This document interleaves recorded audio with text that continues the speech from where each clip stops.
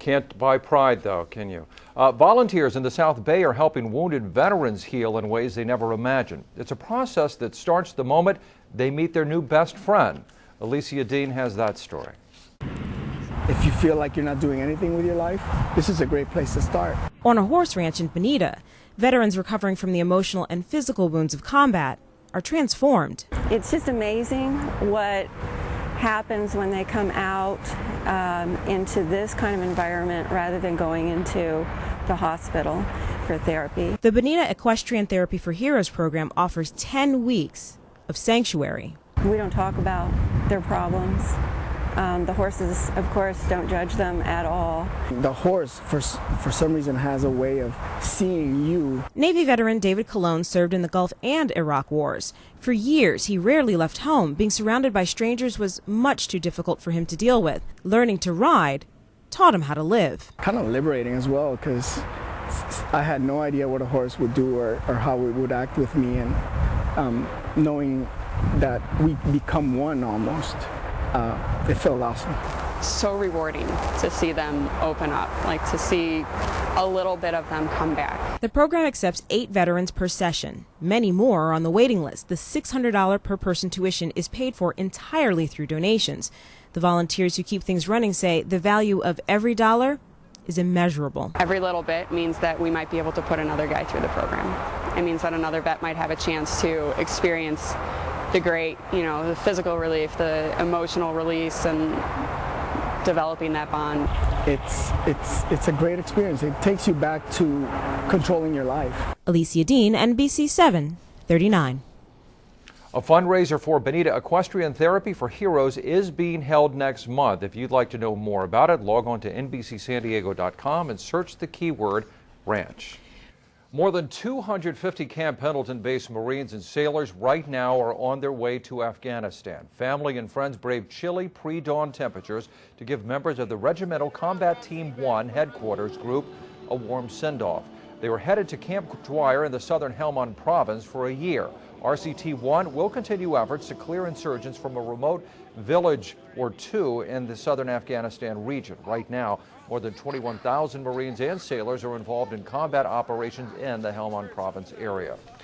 So how do you get essentially your entire life into 3 duffel bags? Even tougher, what do you say to your loved ones before you leave, knowing there's a chance you might not return? One Marine shared his thoughts in a candid interview with Alicia Dean. Here's Lieutenant Alex Slim in his own words. We're going to Afghanistan, Helmand province, Afghanistan. So this is my first deployment. Do you have a system? Put it where it fits. So like, are there must-haves? Like music, probably a book. The Marines Bible is basically the Holy Bible meant for Marines, and you'll find like the Marine Corps anthem and the Marine Corps hymn. I guess how to get good with God, you know what I mean? I got to go home on leave for a little bit. It was hard kind of leaving, especially if mom's like crying as she's waving to you, so it's just like, oh great. I have 2 younger brothers.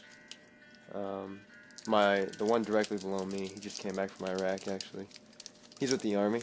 I think my parents, the way they cope, they realize that the best way to overcome, well, 1, empty nest syndrome, and 2, your kids deploying, is to remain the same, do that thing that they continue to do, which is work, take care of the youngest one, and I think as a result, they just keep themselves busy, and they just want to take their minds off the fact that we're putting ourselves in harm's way.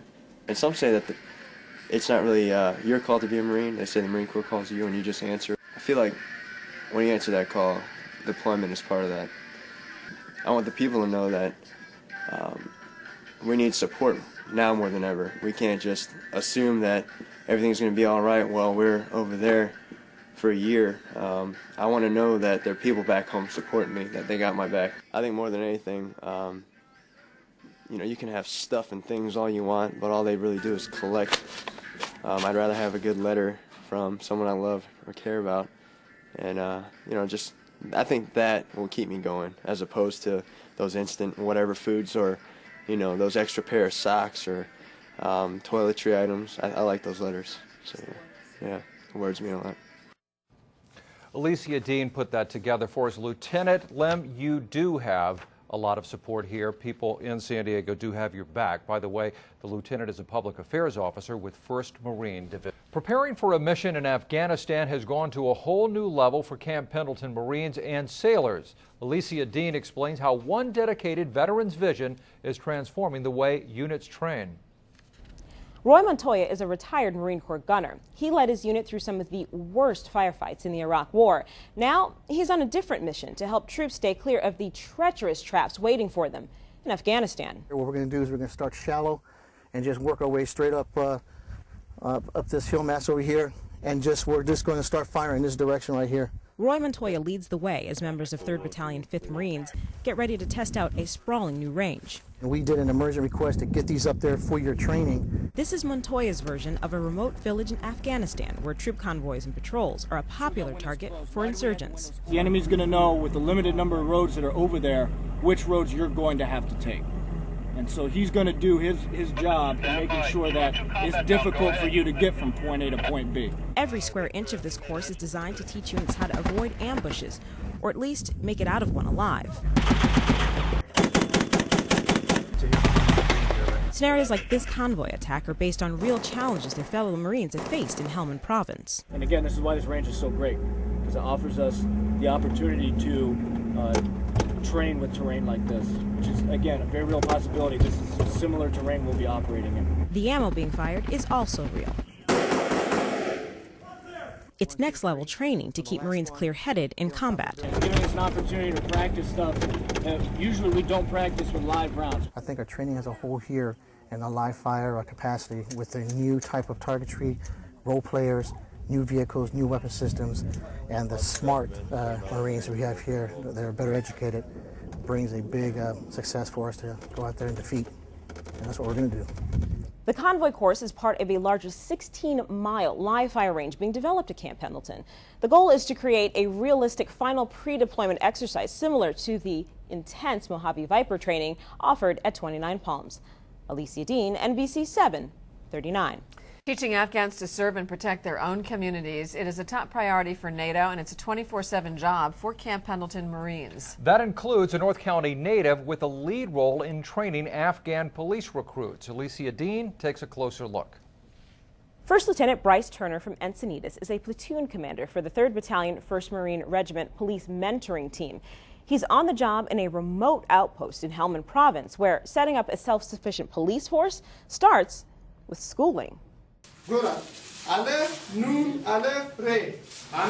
don't know how to read and write, and if you don't know what a good statement looks like, or how to collect evidence, how to draw a sketch of a room, and then outline what police were there, what time it was, interview the people that were there. If you don't know how to read and write those sort of things and understand that, then you're not going to be able to convict all the bad guys that you catch. And those people are just going to be let go. Marines set up this school to increase the literacy rate of the Afghan National Police Force. Building recruits' reading, writing, and language skills helps them become better investigators. Whenever you go to put your arm down, that will put pressure on that side of the neck. The 3-1 travels to different Afghan police posts in the region. They teach basic combat medical techniques so officers can take care of themselves if they're ever hurt in an attack. The Marines aren't always going to be there to help out. They're not always going to have a corpsman there. It's going to be on them to save each other's lives. So that's why this training is huge. Some Marine police mentoring teams live with the recruits 24/7 until they graduate. Marines say it creates a bond that encourages teamwork and mutual respect. If we have a flashlight, they want the same flashlight. They don't want something else. If we have a tourniquet, they want the same tourniquet, and they want to keep it in the same spot. They admire the Marines, and they want to be like them, which helps out a lot. Critics are concerned that despite their best efforts, corruption and determined enemy fighters may keep the training plan from leading to long-term success in Afghanistan. Alicia Dean, NBC 7, 39. Thanks, Alicia. Well, In other news, as women in Afghanistan begin to emerge from the brutal oppression at the hands of the Taliban, American women in the armed forces are playing a key role in the counterinsurgency in Afghanistan now. You may remember back in March, we showed you some exclusive video of the new female engagement teams training for their deployment to Afghanistan. Well, they've been on the ground there for about 3 months, and Alicia Dean takes a look at how their mission's going so far. Learning to say hello, perfecting an introduction in Pashto, weeks of intense practice in a Camp Pendleton classroom, preparation for this. My brothers, my woman, my sister, my mother. You're a woman? No. No woman. Now in a quiet corner of Marja, a city once controlled by the Taliban, members of this female engagement team are connecting with the community by winning over its most influential and often unseen players. We went out to one compound and there was just a few women there and they were so excited to see us. We didn't have an interpreter or anything, but just sign language and the little Pashto we knew. We were there for over an hour and next thing you know we see women starting to peek over the walls of the other compounds and then they're climbing over the walls and before you knew it there's like 20 women surrounding us and we were having a blast. Trying on the different outfits they had. They taught us how to dance. They even took out a tube of lipstick and put makeup all over us. This is the first time that combat-trained female Marines have embedded with male infantry units, a role so new they're in a category by themselves. We're kind of seen as a third sex almost to them. We can talk to the men, the children, and the women, whereas the male Marines can only talk to the men and the children. The teams are providing medical checkups for village children, offering moms much-needed supplies. It's helping make inroads, but bridging cultural divides will take time. They have very strong beliefs in their culture, which makes it hard for us, especially with the fact that female linguists are very hard to come by.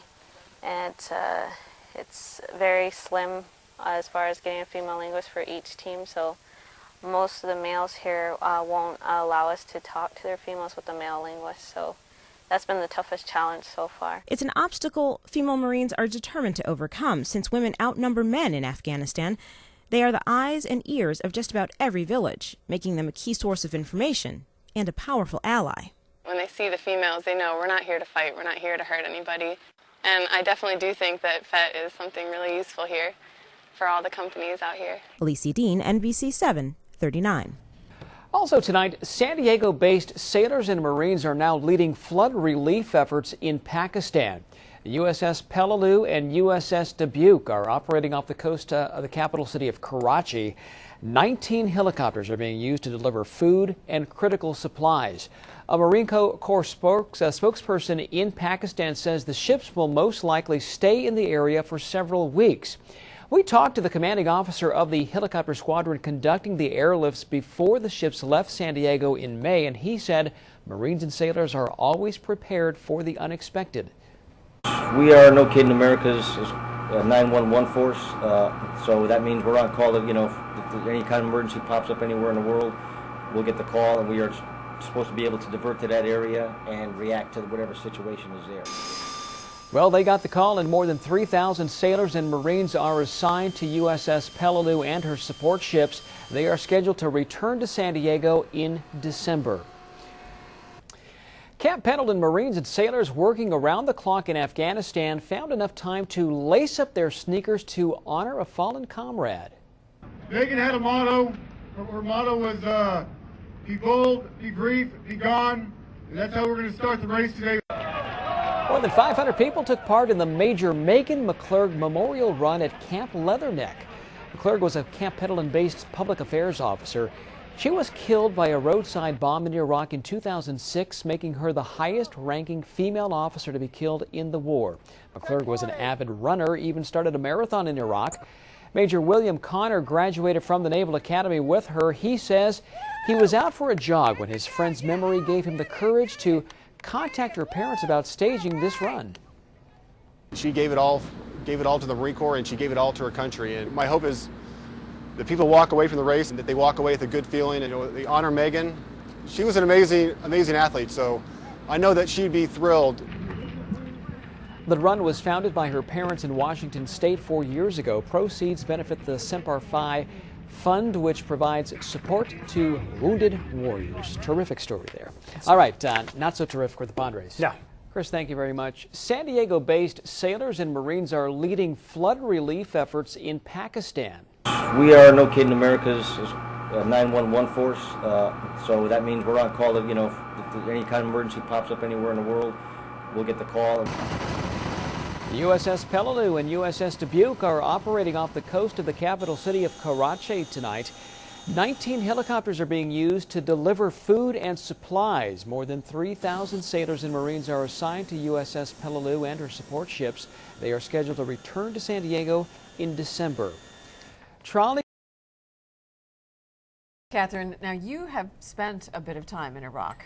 I have, and I mean, at least as a journalist, I have the luxury of leaving, unlike a lot of the service members here in San Diego, but it will be fascinating to figure out what the real cost of this war will have been. 4,400 U.S. service members have lost their lives. There's some projections that more than $200 billion have been spent, not to mention, as all of you at home know, the political capital. I mean, so many politicians in the last elections really paid for their support. And having been on the ground there for several weeks, what, can you give us an inside view, one stunning thing that stands out from your time there? That even when I was there with the enormous presence of the U.S. military and its allies, the country was on the verge of going into civil war. Mm-hmm. Now, with only 50,000 U.S. advisors there, what's the future of the country after this very large price? All right. Mark, thanks. We're glad you're back here safe and sound. Thank you. It's nice to be here. In other military news, Camp Pendleton-based Marines and sailors running humanitarian aid efforts in Pakistan are hoping the weather holds at least long enough to reach thousands of flood victims still stranded. As the floods came down, it knocked out virtually every bridge along the way, as well as a lot of the road infrastructure that runs alongside the river. It's all just gone. So there's a lot of isolated pockets of people. Lieutenant Colonel Todd Onito is commanding officer of the 15th Marine Expeditionary Unit Air Wing. The 15th MEU arrived in the region with USS Peleliu 6 days ago. About 200 Marines are working around the clock to keep 15 helicopters in the air. Heat, humidity, and high altitudes are taking their toll on the aircraft, but they've still managed to deliver more than 400,000 prepackaged meals in the last 24 hours. So far, more than 5,000 people have been flown to safety. Onito says it's hard not to be moved by this experience. This is a mission that will change your life because you, no kid, immediately see the results of your actions. When you bring food or water into people that have not had it for who knows how long, days to weeks, and you see the look on their face, or when you're pulling these people out of these isolated areas and getting them back to some sort of civilization, when you see that mother and father running to the aircraft holding their children in their arms, I mean, I'm getting chills right now just relaying this to you. It is something that you will never forget, and it's probably something that will always be looked fondly upon you for the rest of your life. USS Peleliu is expected to remain in the area for at least the next month. More than 1,500 people have died in what is being called the worst flooding in Pakistan ever. There has been a very rare and surprising turn in the case of a La Jolla man convicted of murdering a professional surfer during a fistfight. A higher court now has stepped in, and Seth Cravens may be spending